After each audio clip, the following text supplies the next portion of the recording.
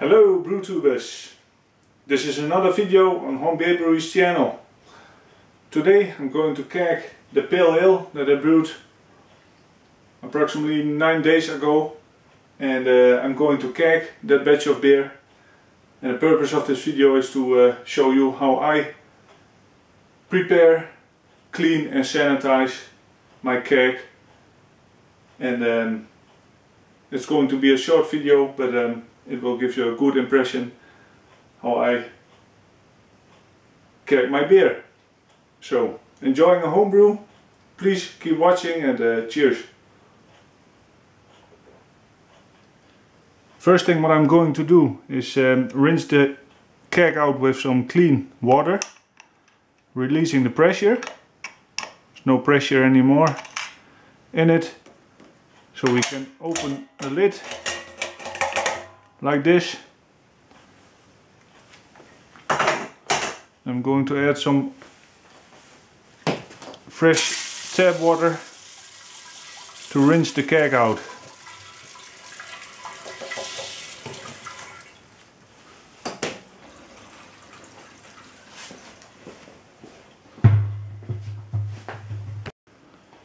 After that I will fill the keg again with some fresh tap water,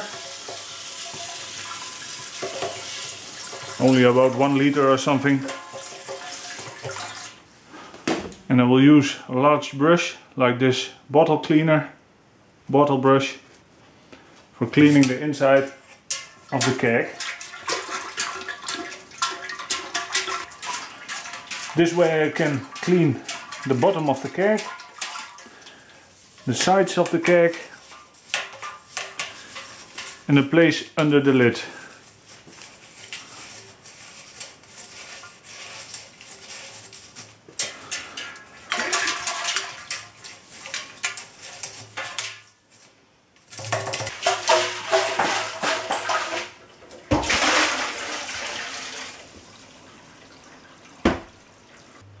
Here you have some footage from inside the keg.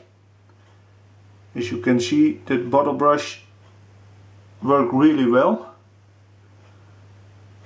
So you also see the dip tube and the wall of the keg. It's all cleaned, and now it's time to add star san to sanitize the keg. I always fill my keg with 10 liters of cold tap water. Then I'm going to add 15 milliliters of star san.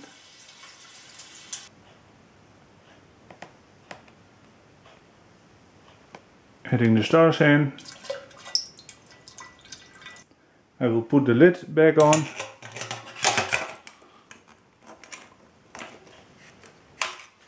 And give it a shake to dissolve all the star san. Mix it up.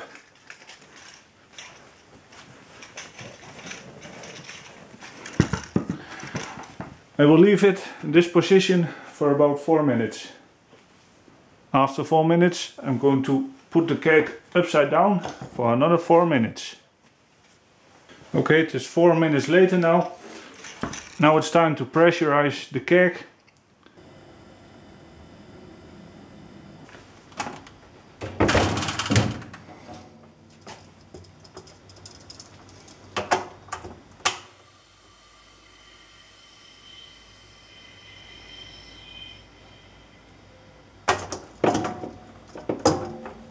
So I pressurized my keg.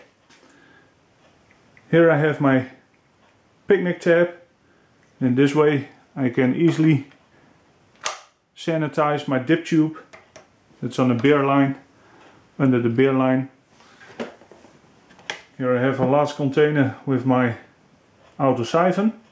This one has to be sanitized for transferring the brew into the keg, and I'm going to use the star san what's coming out of the beer line.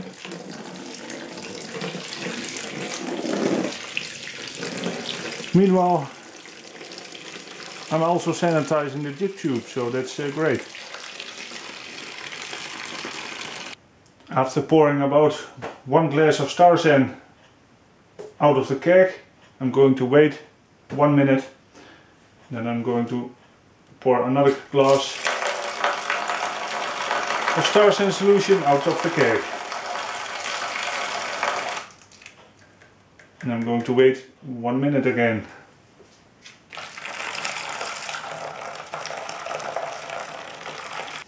Alright, the keg is empty. I'm going to disconnect my picnic tap, releasing the pressure. No pressure anymore on it. Removing the lid. It goes inside the sanitizing solution. There's a little bit of sanitizing left in the keg.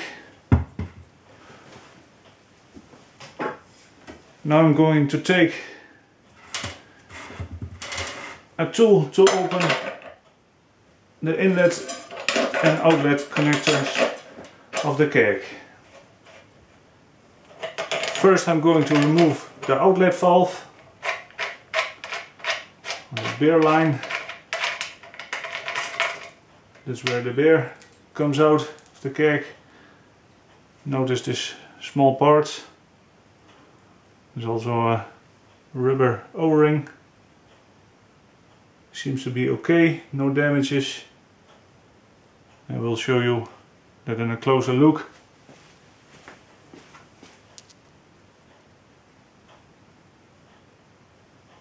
It's really important to check the O-rings to avoid leaking.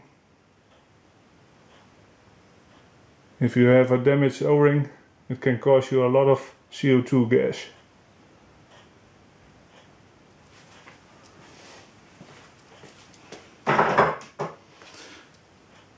So I took the beer line valve off, the outlet valve, and I'm going to put it on the right, for me on the right side of the container with the sanitizing solution.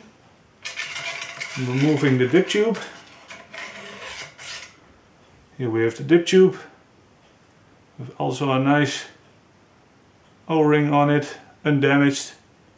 I replaced them a couple of months ago, I believe 3 months ago.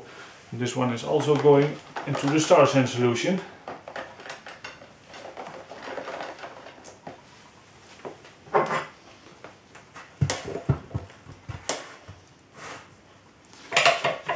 Now I'm going to remove the inlet valve.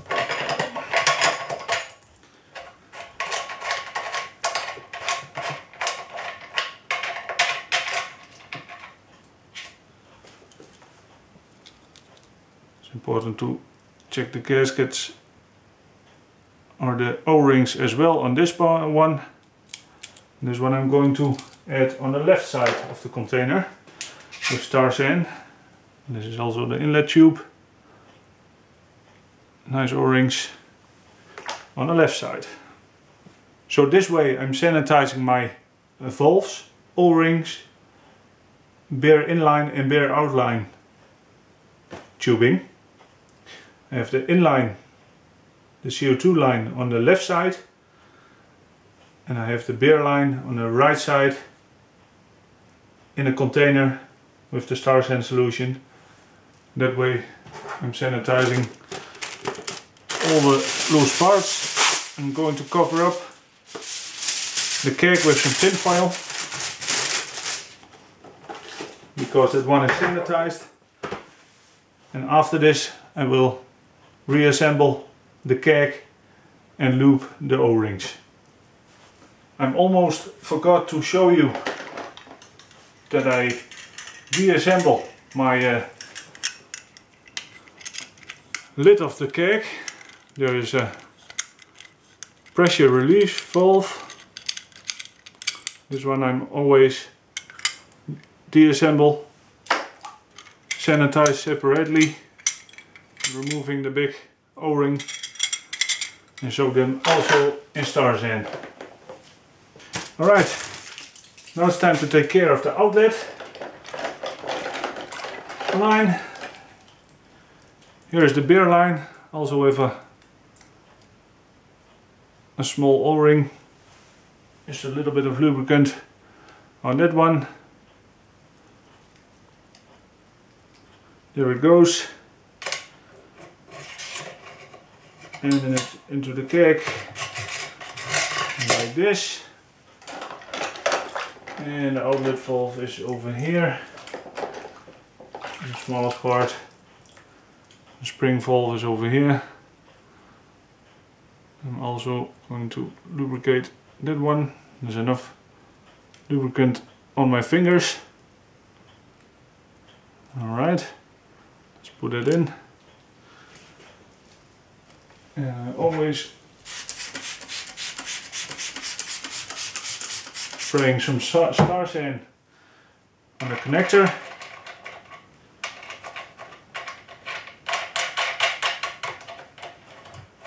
Alright.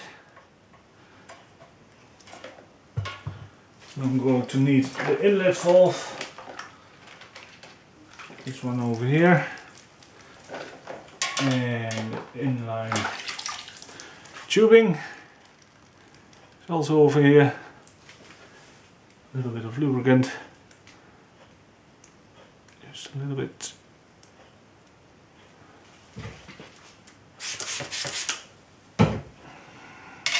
Stars in. And the inlet spring valve.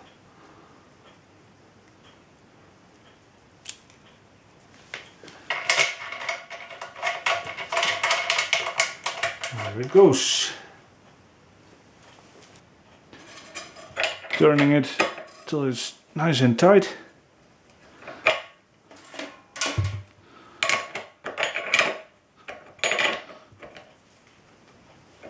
Seems to be okay. Yeah. Where's the lid of the keg? It's over here.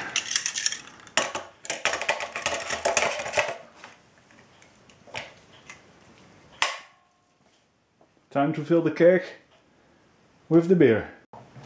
Now I'm going to assemble my auto siphon, sanitized as well.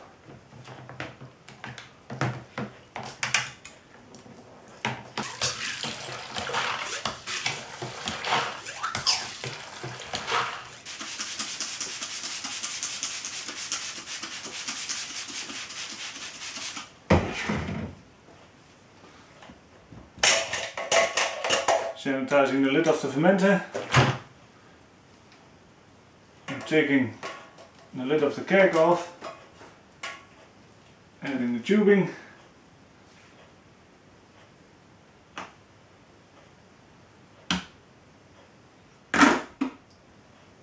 opening the fermenter. There goes the auto siphon.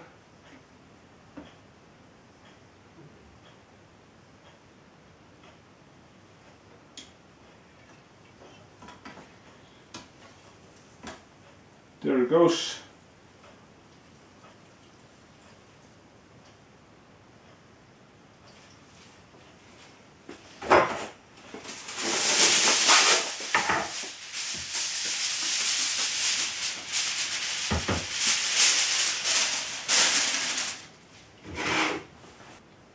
What you see here is a nice and clean transfer from the fermenter into the keg.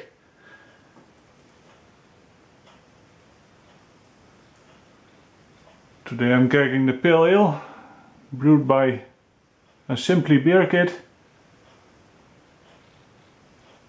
produced by Richie's.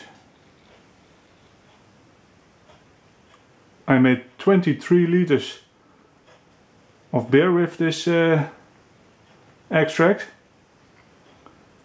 And I know for sure that this keg only holds 18 liters of beer, so I stopped the siphoning at the 5 liters mark. Never fear the foam.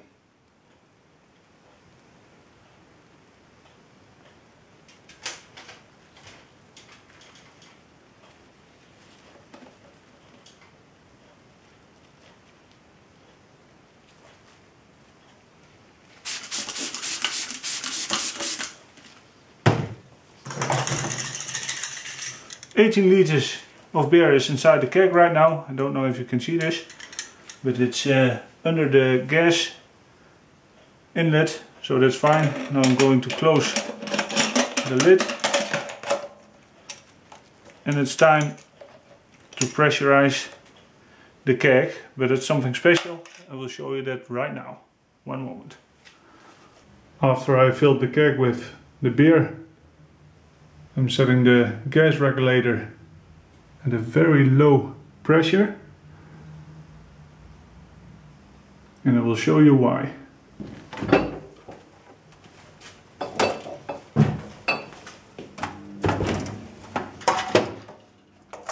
I'm pressurizing the keg with a very low pressure to purge the oxygen out. Do that a couple of times.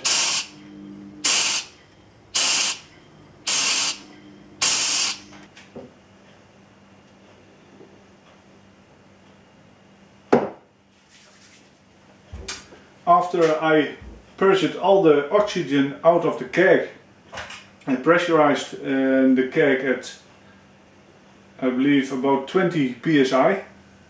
And now I can store that keg in my refrigerator or in the brewery.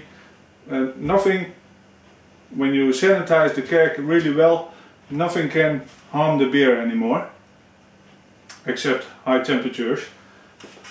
So I will store this now for a couple of days in the brewery, because my refrigerator is full. First we have to drink some beer and hot apple cider.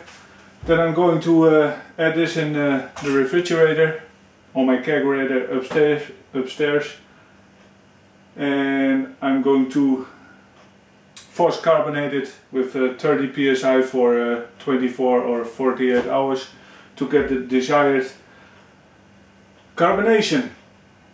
I took a gravity sample. The final gravity of this one is 1.012. In my opinion, that's great. And I tasted also that sample, and it tasted really great. I can't tell you too much details right now, and I'm going to do a beer review after my holiday, after a couple of weeks. I promise you that. So I hope you enjoyed this video. Thanks for watching. Remember, nothing is better than a good homebrew. Please rate, comment and subscribe.